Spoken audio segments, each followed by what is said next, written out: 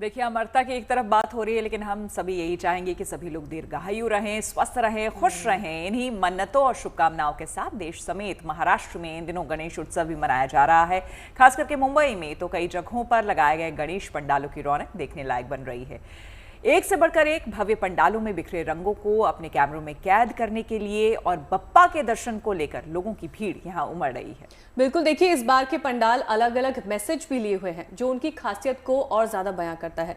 ऐसे में जहां साउथ मुंबई के तेजूकायाचा राजा की चर्चा खूब हो रही है, तो वहीं घाटकोपर इलाके में स्थापित किए गए बप्पा भी पर्यावरण के अनुकूल बनाए गए हैं। विघ्नहर्ता की ऐसी कई मूर्ति हैं जो लोगों को खूब आकर्षित कर रहे हैं। हमारे सहयोगी धर्मेंद्र दुबे ने खास बातचीत की है, आप भी देखिए।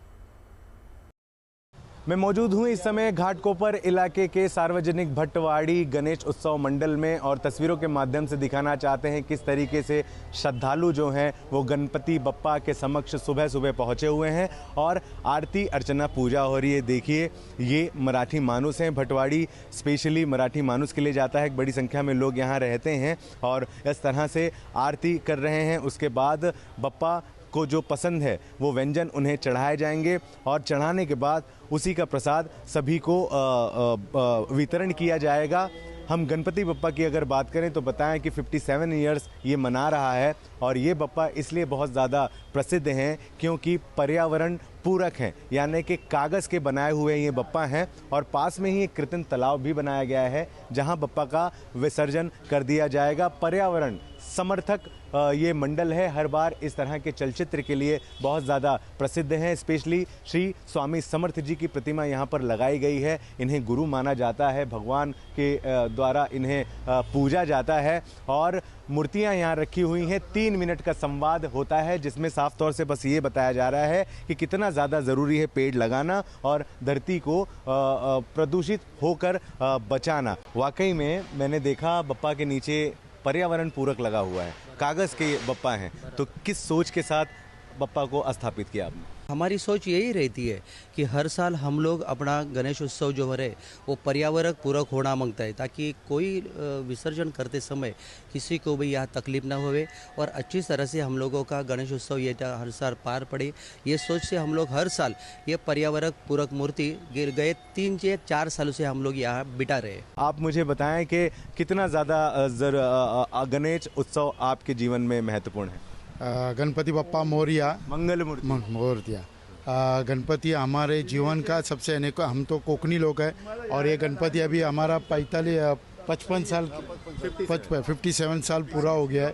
तो इतने साल से हमारे गणपति बप्पा के आशीर्वाद से ही हम लोग सब जन सब आगे की जो शुभकामनाएं, सब जो अच्छी बातें, वो सब हम लोग उसी हिसाब से करते हैं। और गणपति बप्पा नहीं रहेंगे तो हमारे पे आशीर्वाद नहीं है, ऐसे लगता है। हमारे सुख दुख में, सब चीज़ में भगवान गणपति बप्पा हमारे साथ हमेशा साथ है, ऐसे हमें लगता है। अच्छा, कागज़ के गणेश जी बनाए गए हैं पर्यावरण का समर्थन करते हुए, बहुत अच्छी बात है। आप क्या संदेश देना चाहेंगे?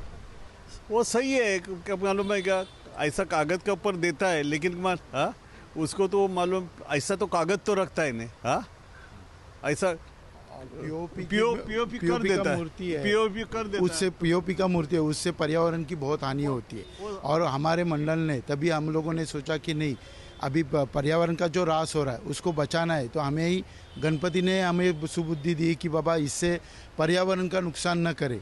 इसके लिए हम लोगों ने सोचा, मंडल के सभी पदाधिकारी ने सोचा और गणेश जी की मूर्ति की, जिससे पर्यावरण का ह्रास कम से कम हो ही नहीं, इसकी हम लोग अच्छे से ये करते, कामना करते हैं। अच्छी बात है।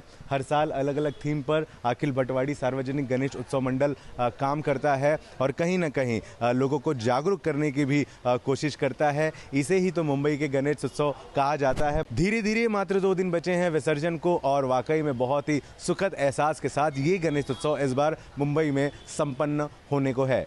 वीडियो जर्नलिस्ट स्वराज दीक्षित के साथ Dharmendra Dubey, good news today, Mumbai. हर पंडाल कुछ कहता है, ये समाज को एकता के सूत्र में पिरोता है, भक्ति भाव जगाता है, साथ ही ये क्रिएटिविटी दिखाने का भी अच्छा मौका है। देश दुनिया के मशहूर स्थलों पर कुछ ऐसे ही गणेश पंडाल बनाए गए हैं। जी हाँ, देखिए, लोगों को पंडालों के जरिए ऐतिहासिक स्थलों की रेप्लिका देखने के लिए मिल रही है। इन पंडालों में गणपति बप्पा के अलग अलग रूप देखे जा सकते हैं। भक्त इन पंडालों में पहुंच रहे हैं और दर्शन कर रहे हैं। हर तरफ गणपति बप्पा मोरया की गूंज, शहर शहर गणपति का जयकारा।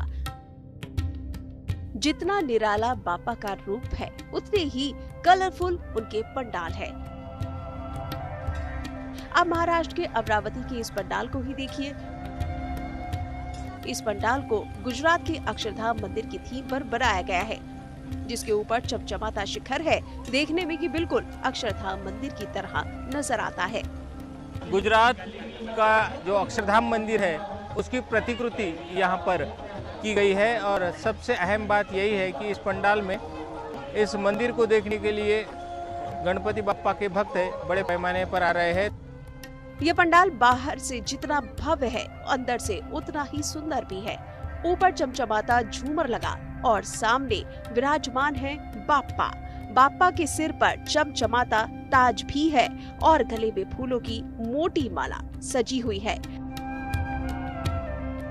आस्था के इस महा उत्सव में बाप्पा के एक से बढ़कर एक निराले रूप नजर आ रहे हैं, जिनकी हर एक झलक भक्तों को मंत्रमुग्ध कर देती है। ऐसी ही मनमोहक तस्वीरें सूरत के एक गणेश पंडाल में दिखाई दे रही हैं, जो थाईलैंड के कैंडी पार्क की थीम पर तैयार किया गया है। ये पंडाल बड़ों को ही नहीं बल्कि बच्चों को भी रोमांचित कर रहा है। रोजाना बड़ी संख्या में बड़े और बच्चे बाप्पा के दर्शन को यहाँ पहुँच रहे हैं। थीम मुझे एक्चुअली बहुत अच्छी लगी, क्योंकि ऐसी सेम थीम एक्चुअली एक अम्यूजमेंट पार्क है थाईलैंड में और मुझे वहाँ पे जाने का बहुत मन था एक्चुअली।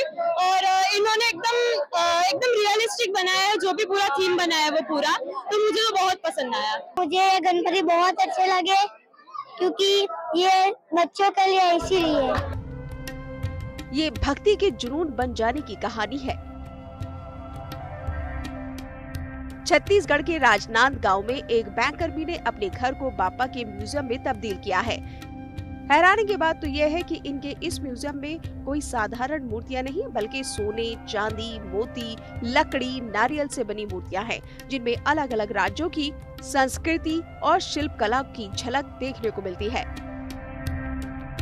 गणेश का हमारे घर में संग्रहालय है।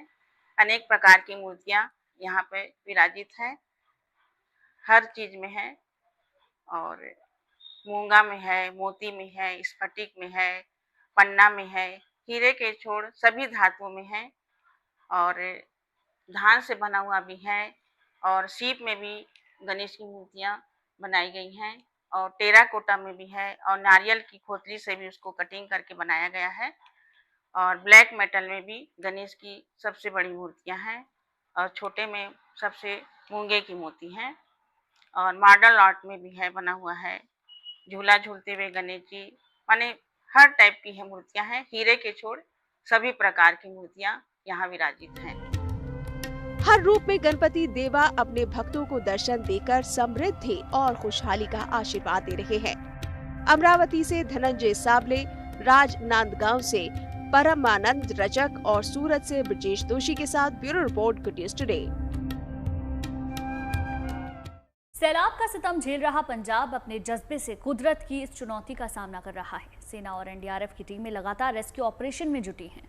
और देखिए, पूरे पंजाब से तमाम वॉलंटियर्स बाढ़ पीड़ितों की मदद के लिए बाढ़ग्रस्त इलाकों में पहुंच रहे हैं। इस मुश्किल की घड़ी में यहां के लोगों ने आपसी सहयोग से त्रासदी का मुकाबला करने की बेहतरीन मिसाल कायम की है।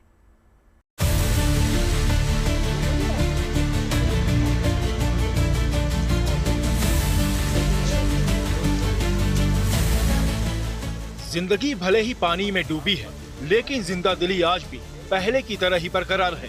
पूरा पंजाब इन दिनों सैलाब का सितम झेल रहा है, लेकिन मुसीबत के इस पल में इस शख्स का जज्बा देखकर लोग हैरान हैं।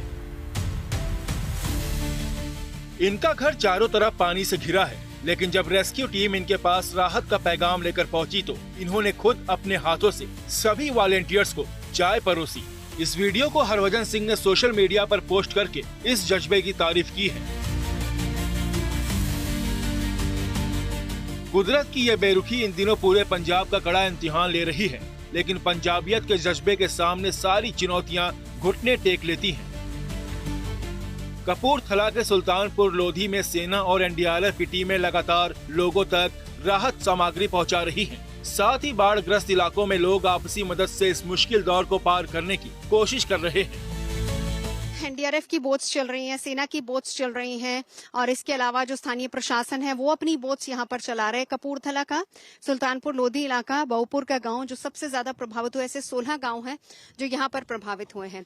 और इस तरह की बोट्स, एक और तस्वीर आपको दिखाएंगे, रोज सुबह राशन पानी लेकर ये लोग निकलते हैं ताकि घर घर तक राशन पानी पहुंचाया जाए, जरूरतें जो भी लोगों की हैं उनको पूरा किया जाए। हर बोट में एक एक मेडिकल टीम रहती है, वो मेडिकल टीम वहां पर जाती है ताकि हर दिन किसी ना किसी को जो भी इशू है, जो भी प्रॉब्लम है, बीमारी है, उसका कम से कम तुरंत से समाधान किया जाए। इसके अलावा जो लोग गांव से यहाँ पर वापस आ भी रहे हैं, देखिए उनके लिए यहाँ पर चाय के लंगर की व्यवस्था यहाँ पर की गई है। आप लोग कितने दिन से यहाँ पर लंगर लगाएंगे? 11 तरीक जिदन दी बाढ़ आई है उस दिन से लंगर। हाँ, चाय आप लोग देते हैं? चाय हाँ, संत सीचेलाल जी की तरफ से यहाँ चाय भी बनती है और प्रसादा लंगर जो संगत लेके आती है उसको बरताते हैं। देखिए सारा सामान एक तरीके से यहाँ इकट्ठा होता है और जो पीछे बोट है फिर यहाँ से इस पे लोड किया जाता है और फिर उसके बाद आगे जहाँ जहाँ जरूरत है वहाँ दिया जाता है। फिरोजपुर के आसपास के सभी गांव पानी में डूब चुके हैं। एनडीआरएफ की टीमें लगातार रेस्क्यू बोट के जरिए लोगों को बाहर निकाल रही हैं। ज्यादातर लोग तो पहले ही रिलीफ कैंप में पनाह ले चुके हैं। जो लोग अभी तक अपना आशियाना छोड़ने को राजी नहीं थे, अब उन्हें भी समझा बुझाकर एनडीआरएफ की टीम महफूज ठिकानों तक पहुंचा रही है। फिरोजपुर से अमन भारद्वाज, कपूरथला से नवजोत रंधावा के साथ bureau report, good news today. इसी के साथ चाय पर चर्चा में आज के लिए हमारे साथ फिलहाल इतना ही, लेकिन कल ठीक 5 बजे फिर मुलाकात होगी गर्मा गर्म चाय ढेर सारी खबरों के साथ।